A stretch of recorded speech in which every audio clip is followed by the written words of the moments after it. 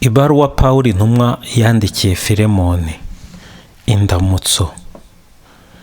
Njyewe Pawulo, imfungwa kubera Kristo Yezu, n'umuvandimwe Timote, kuri Filemoni umufasha wacu dukunda, no kuri Afiya mushiki wacu, no kuri Arikipo twatabaranye ku rugamba, no kuri Kiliziya iteranira mu nzu yawe, tubifurije ineza n'amahoro bituruka ku Mana umubyeyi wacu, no kuri Nyagasani Yezu Kristo. Pawulo ashimira Imana akayitakambira kubera Filemoni. Mpora nkwibuka mu masengesho ngashimira Imana yanjye, kuko numva barata urukundo n'ukwemera ufitiye Nyagasani Yezu n'abatagatifujwe bose. Ndagusabira kugira ngo uko kwemera kube gushingiye ku bikorwa, maze ugaragarize mu ruhame ibyiza byose twashobora kugirira Kristo. Koko muvandimwe, nagize ibyishimo bikomeye, kandi ndahozwa ku mpamvu y'urukundo rwawe, numvise ukuntu wahumurije imitima y'abatagatifujwe. Pawulo ashingana Onezime.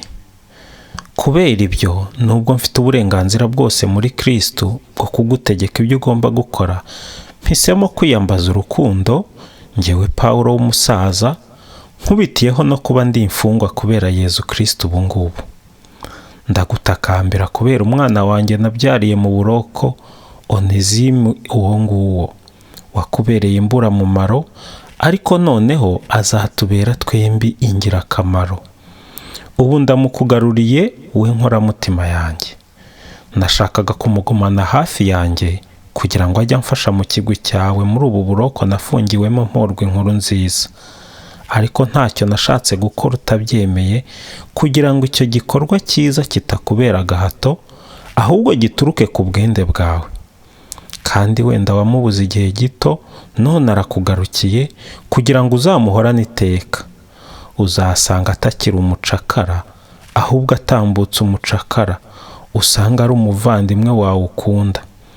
Njyeweho niko amereye rwose, nawe niko azakumerera, ndetse arusheho.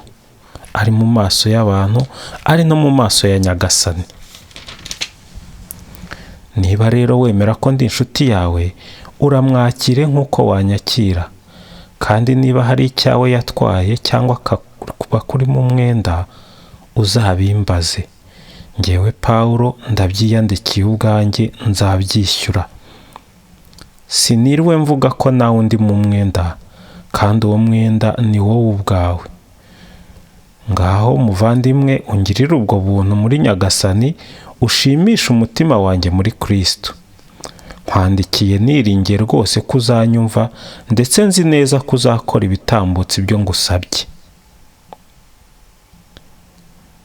Imigambi no gutashya abavandimwe. Byongeye kandi untegurire n'icumbi, kuko nizeye ko bazandekura nkabagarukira mbikesheje amasengesho yanyu.